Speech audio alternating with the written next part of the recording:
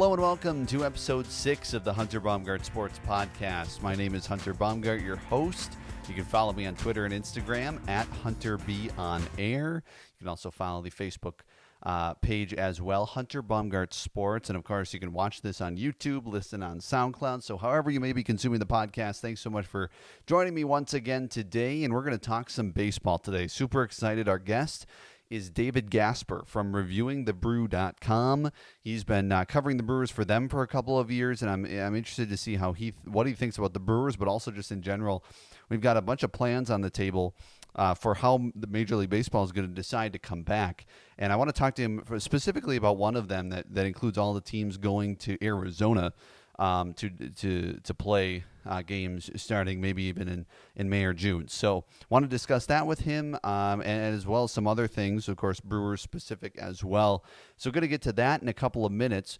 Before that, though, I want to share kind of my thoughts on baseball coming back. Baseball is my favorite sport. Brewers are my favorite Wisconsin team. And I feel like thinking about this the last couple of days since these different scenarios have come out, I enjoy baseball for sure, and I want them to come back as soon as possible. And I think something we have to think about with whatever sport comes back, or all of them coming back, is this isn't going to be traditional. This is going to be very different. No matter how they come back, it is going to be different than what you would have had if the NBA season would have continued, if the baseball season would have started in late March, if the NHL season would have continued. Whoever, wherever, whenever these sports come back, it's going to be different. And we just, I think, have to accept that. One of the plans that has been rolled out this week by the Major League Baseball, and it's not very detailed, but they just have reported on a rough plan of what could happen if Major League Baseball comes back, is this plan in Arizona, where they have all the teams in Arizona and they use the spring training facilities there. There's 10 spring training ballparks. There's Chase Field. There's also the Arizona State Baseball Stadium, which is an option, Oakland's old spring training base, and then Grand Canyon University's field as well. So you've got, 13 or so ballparks, all within about an hour of each other. So that's very convenient. However, with this plan, players would have to sit apart from each other, and they'd sit in the stands. They'd sit about at least 6 feet apart in the stands, every couple chairs. You couldn't high five. And there's possibility of robot umpires just to limit the amount of people going to these games. Of course, there'd be no fans. And so that's kind of the overview of this plan that would include every single Major League team going and playing in Arizona. Now, there's been pushback from some of the players, including Brett Anderson of the Brewers, who said, I don't want to leave my family for 4.5 months because if they play the rest of their season in Arizona, they're not going to let them see the family, right? I mean, they're just not going to.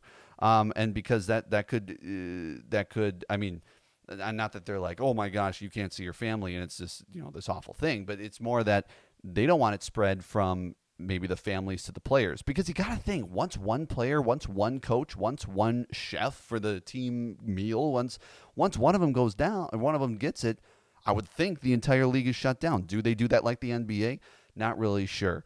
But so Brett Anderson, also Chris Sale said he is not a fan of it as well, saying that looking at my family through a screen for 4 months is not tempting. But also there's that, but also another problem that I might come up with, this is the weather. The average high in June in Arizona is 105 degrees. There really is no way you're going to have games at 3:00 in the afternoon outside in Arizona in June. I mean, that is incredible heat. Sure, they're there's a reason in Florida why the Rays play in a dome, why the Miami Marlins play in a dome, why Arizona, well, they're, I guess, retractable, but Arizona as well. These stadiums have options to be closed because of the incredible hot weather down there. So having all these games in open areas is just going to lead to incredibly hot weather for these players to be playing in. And there's nothing different than that compared to this new plan. As far as weather goes, there's nothing different compared to this new plan that the MLB rolled out a couple days after they rolled out this Arizona plan. They said, what we could do is put half the teams in Florida and half the teams in Arizona and keep the Cactus League and the Grapefruit League. There's a myriad of details with this new plan, reported on by USA Today Sports. Bob Nightingale put it out a couple of days ago. And this is an interesting one, okay? Get this. What they would do is you'd have rivalry games such as the Yankees against the Phillies. How about the Red Sox and the Braves playing a rivalry game? How about the Dodgers and the Indians all of a sudden becoming rivals? This would be because it would be a radical plan that would eliminate the traditional American and National Leagues for 2020 and realign all 6 divisions for an abbreviated season. So you'd have divisions like this. The Grapefruit League, of course, you have everybody in Florida, half the teams in Florida, half the teams in Arizona, like they do in spring training, and then they'd put them into divisions. The Grapefruit League North would be the Yankees, the Phillies, the Blue Jays, the Tigers, and the Pirates. The Brewers would be in the Cactus League, of course. They'd be in the Northwest division of the Cactus League. They'd have in their division, okay, the Padres, Mariners, Rangers, and Royals. Now, number one, that's it. And people have been saying this on social media. It is an incredibly easy division. There's no doubt about that. The Padres are probably the best out of those 4. The Mariners have been not great. Rangers could maybe a little bit of a bounce back year, and the Royals are awful. So you have those teams competing against the Brewers. I'll take that any day of the week. But it kind of gets rid of, obviously, the rivalry, especially for the Brewers, who don't have any NL Central teams in their division. The only 2 NL Central teams in their entire Cactus League is the Cubs and Reds, so at least they play the Cubs. But the Cubs, they'd be in the Cactus League Northeast, which would be the Cubs, Giants, Diamondbacks, Rockies, and Athletics, which would actually be kind of a competitive division. They'd play against 3 teams in the NL West. Some of these, like the Grapefruit League East have 3 teams from the NL East, so they tried to keep them together a little bit. But man, the Brewers division seems like just a not a mash unit, but just a mixing bowl of sorts. And so the Brewers would be in that division. I don't know. I mean, these are some. Like they said, it'd be a radical plan. I think, and it's interesting about the Arizona plan, the plan to have only Arizona. Like I mentioned before, these are 2 separate plans. The first plan would be just in Arizona. The second plan would be in Arizona and Florida. The first plan, former MLB Commissioner Fay Vincent said this about it. He said, "My sense is that it divorces the game from the fans except via television, and that's a mistake. I don't think a televised game without an audience and without fan reaction is a great idea. I think it's born in desperation. I'm a traditionalist and a bit of a romantic. I think we ought to wait until we can present the game in its best light." Now, my question is, and my statement to that is, nothing about this is going to be traditional. Like I said in the open, none of this is going to be traditional. No matter what sport comes back, and there's a race right now to see who's going to come back first. NBA has said we're the first to go. We want to be the first to come back. MLB's like, we're America's pastime. We want to come back first. The NHL, they're like, you know what? We want to come back at some point too. I mean, they haven't really said much. In fact, I haven't heard much about the NHL in general in the last 20 years, but that's a whole other issue. But as far as Fay Vincent goes in this statement, this isn't going to be traditional. This season's not going to be traditional. You're not going to have 162 games unless they somehow put a bunch of doubleheaders in. Even then, I don't think we're seeing fans in games till the 4th of July. I mean, just how this is going, I wouldn't foresee it. It's possible, but I don't know if I'd foresee it. So if you want baseball, which I think a lot of people want right now as a distraction from what is going on, and sports usually provides that. If you want that, who cares about how traditional we have to be? Give us baseball. Give us TV. People are saying, "Oh, this is just a money grab for the TV and the TV revenue and all that." Sure, they're going to make money, but don't we want baseball? What's wrong with this? Why? If it's healthy, and that's number one. If it's healthy and it's safe, and the players and the owners agree to a plan, I don't see a problem with having this done. Because, like I said, none of this is going to be traditional. Another thing about it, though, whether you look at the just Arizona plan or the Florida and Arizona plan, is this notion of what if you do all of that and you go through all of the plan, and then one person in either location, right? If you do it in Arizona and Florida, sure, there aren't as many people in a smaller location, but you're also putting it in 2 different areas of the country. And so what if one person gets COVID-19 in either league? Are you then going to stop? Is that what's going to happen here? Right? I mean, do you completely, all the work you put into planning all this and scheduling the games, all the way from, the local radio stations that air like WKTY in La Crosse, who has operators for games. They schedule things all the way to the top at ESPN, who obviously need announcers for the biggest games and Sunday Night Baseball, etc. All of those people are going to be affected by this plan. And then for one person, if they get COVID-19, are you going to stop the whole thing? I mean, it depends on where this country is at, I think. I think at some point it's going to be like, okay, this person has it, but we can still move on. I don't think we're maybe even close to that point yet. But if this would happen, I would be interested to see what their contingency plan if somebody got COVID-19 in either of the leagues. So we shall see. I mean, this is going to be it's going to be a little bit. I mean, I'm not expecting anything. I'm not expecting any baseball in the next 30 days, and most likely not before June. But it's possible that in 2 months, when we're sitting on, June 11th, 12th, 13th, that it's possible we're talking about some baseball. But there's a lot of hoops to jump through for these plans, and it might just be easier, as much as it hurts to say, it might just be easier, excuse me, for the MLB baseball to just let's wait till we can have our teams in our home cities. Even if we can't have fans, maybe we do that, but we shall see. It's going to be, I feel like, still going to be a long road ahead, but we shall see. So I want to get into this and more with David Gasper from reviewingthebrew.com, and he is nice enough to join us here today. So let's talk to him. David Gasper on the Hunter Baumgardt Sports Podcast. Joining us on the Hunter Baumgardt Sports Podcast is David Gasper from reviewingthebrew.com. And David, thanks so much for hopping on the podcast here in episode 6. Yeah, man. Thanks for having me. Love to do it. Yeah, so excited to talk some baseball with you as we're all missing baseball. How much are you missing baseball right now? On a scale of 1 to 10, yeah. Probably about a 76. So we're not quite to that 80 level yet, but we're getting there. Not quite. We're getting there. Give it another couple of days. Yes, exactly. So how has this time been for you overall with everything going on in the world and being cooped up at home? It's been tough, like we were coming up on like probably the greatest time in the sports calendar. You had March Madness coming up. You had the end of the NBA season. You had the start of the Major League Baseball season.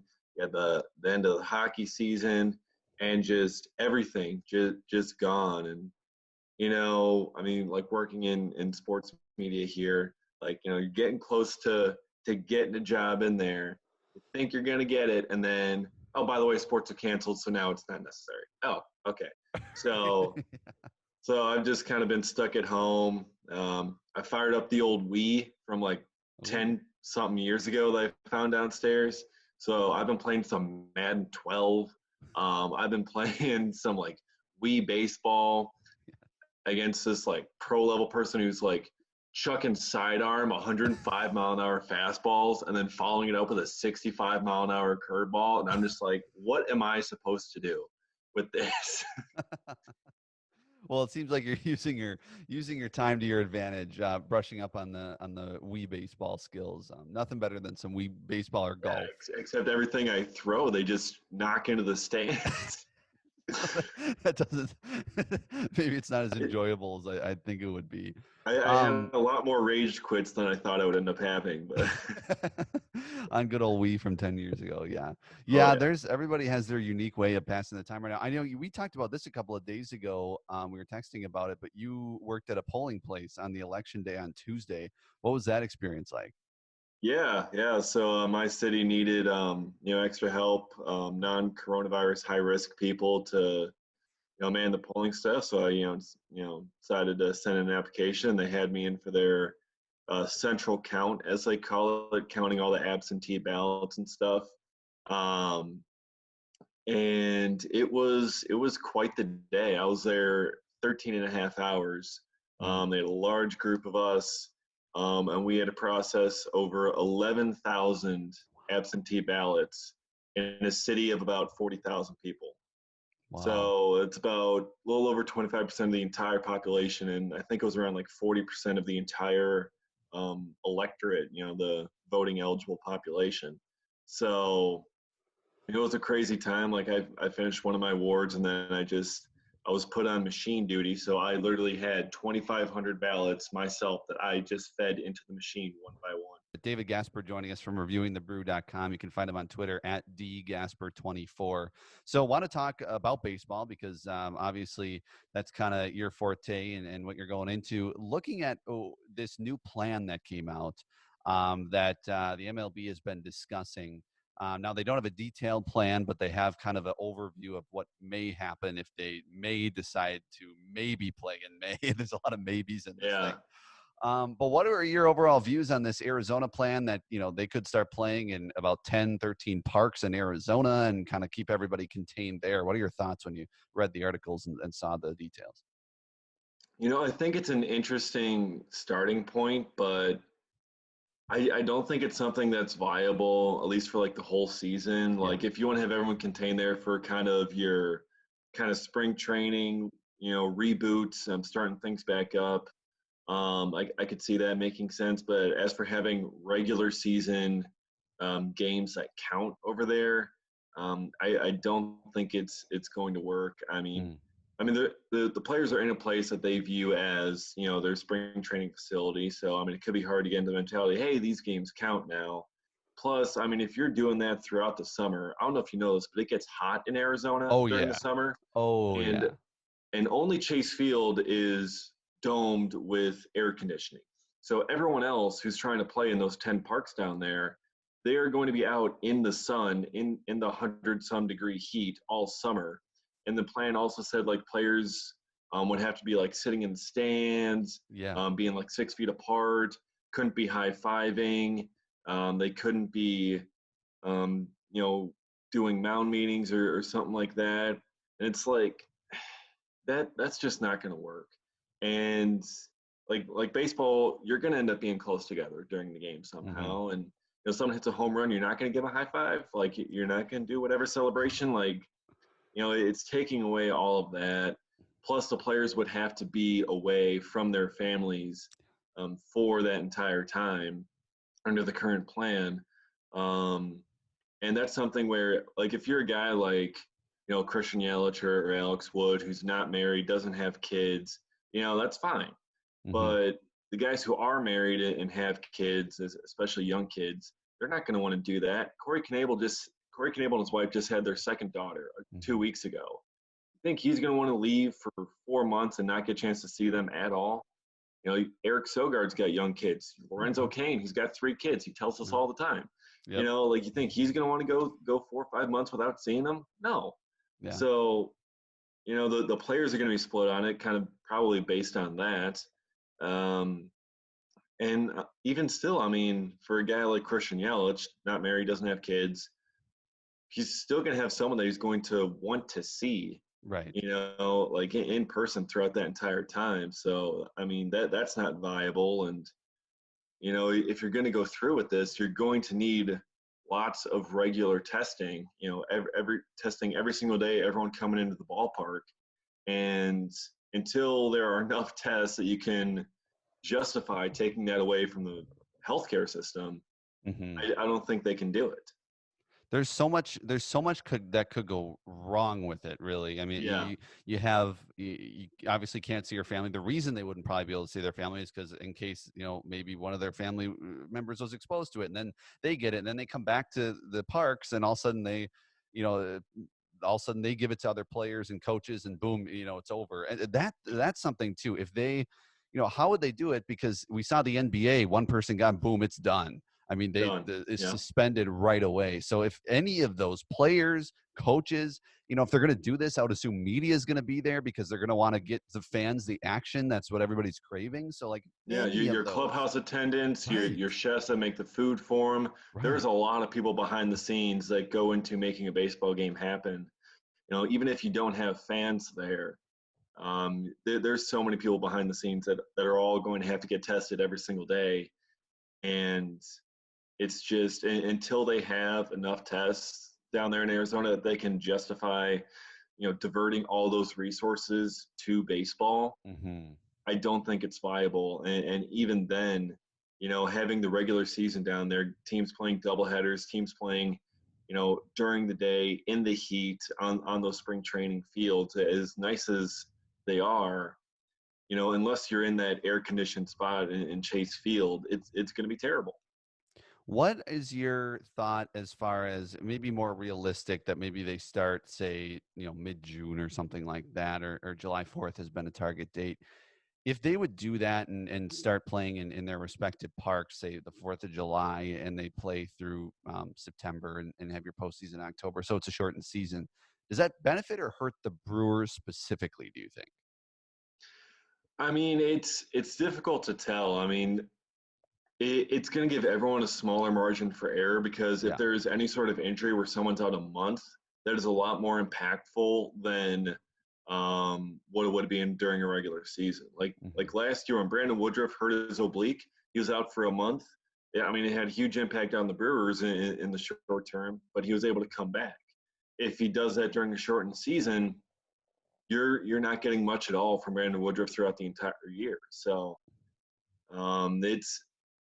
it's difficult to say, really. It depends on how the injuries, how everything shakes out.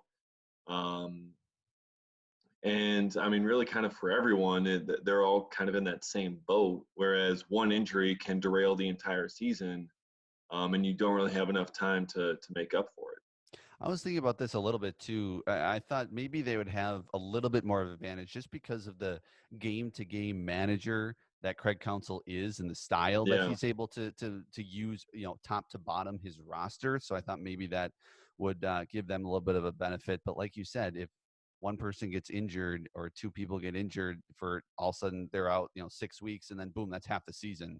And then it's hard to come back from that. But I thought maybe Craig Counsell will give him a little more yeah. I maybe mean, an I definitely advantage. think that he could, and that's something that, yeah, in the day to day that could really work out. Yeah. But at the same time, during the first 5 months of the season last year, it was just kind of barely keeping them afloat until September, when they really kind of exploded and Hmm. everything with the expanded rosters. And I mean, if they're going to have a shortened season, they're going to start it kind of abruptly.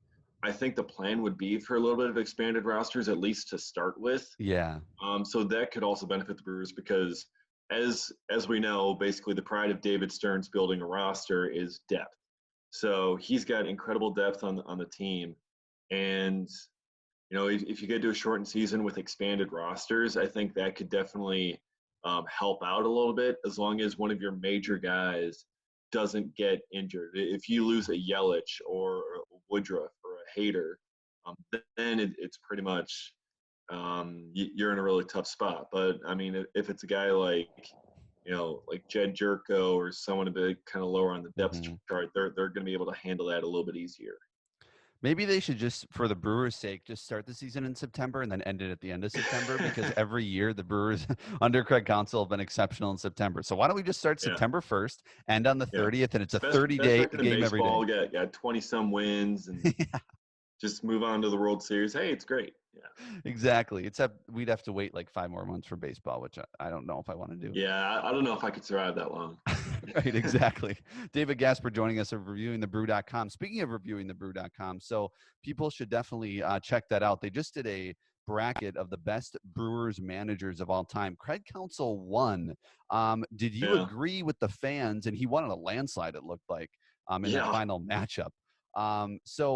Did you agree with the fans that Craig Counsell's the best manager of all time for the Crew?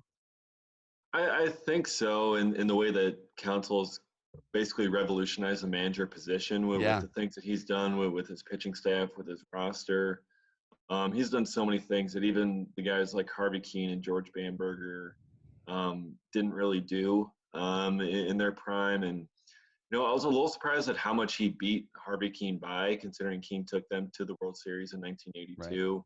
But he was only there for one more year. He didn't really kind of have the longevity that Council has had, and Council's had the back-to-back playoff appearances now, and I think there's also a little bit of recency bias that I was played just gonna into it. say, yeah. Like with Renicky beating Bamberger and then beating Phil Garner to move on to the championship round. It's like, okay, I mean, Renicky was all right, but I don't think he was that great. Hmm. So I mean, when it came down to the championship round, I was not surprised at all how much Council beat Renicky by. Um, but yeah, it was an interesting bracket the way it filled out, and you look and there were not that many great managers throughout Brewers history. I mean, Yeah. so many of them, it's like, whew, really? Yes, I think Craig Counsell, one of the also I'm not super surprised he won is because the guy's from Milwaukee. So, Yeah, you're going to have everybody loves the he's from hometown kid. Milwaukee. He played for the Brewers. Yeah. Everyone on Twitter knows him. Recency bias. Hmm. Not everyone on Twitter knows about Harvey Keene Right. that much. We're like, oh yeah, he was kind of the guy in 1982. But Final question for you. Tell me a little bit about reviewingthebrew.com, kind of what your role is there and where people can find it, etc. yeah, so reviewingthebrew.com, just kind of a Milwaukee Brewers blog, part of the Fanside network. I'm the site editor there, so I put a lot of stuff up. I run the Twitter account as well at Reviewing the Brew.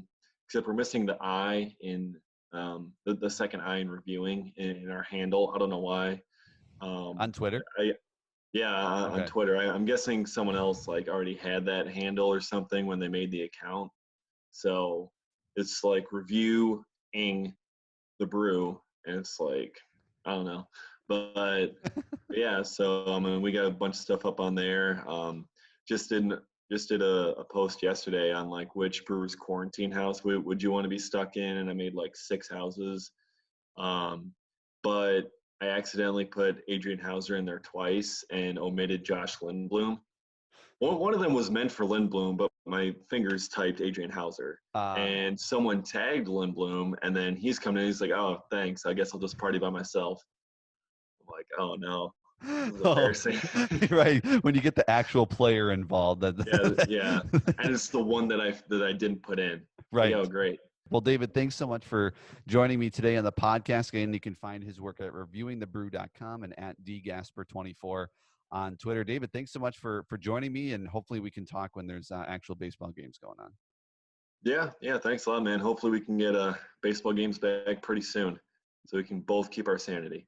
Exactly. That'll be good for both of us. Thanks so much. Yeah, yeah. No problem. That's David Gasper. He is a writer for reviewingthebrew.com, also handles their social media accounts as well. So be sure to follow him on Twitter at dgasper24 and follow Reviewing the Brew as well for great Brewers content. Thanks so much for watching again or listening, whether you watch on YouTube, listen on SoundCloud. Look up Hunter Baumgardt Sports on either platform if you want to listen in the car or watch while you're at home. I know a lot of us are at home, so this might provide good content. It was fun to talk baseball again. Hopefully we can talk about baseball on the field very soon. Follow me on Twitter and Instagram to keep updated with the podcast at Hunter B on Air. Also, be sure to like the Facebook page, Hunter Baumgardt Sports, if you haven't yet. And I will keep you updated all around there. Stay healthy, stay inside, except obviously going out if it's nice out, if it's not snowing. We've had some weird weather the last few days. But as all is the biggest thing, though, stay healthy. And hopefully we can be back to talking about actual sports going on very soon. And as always, stay positive.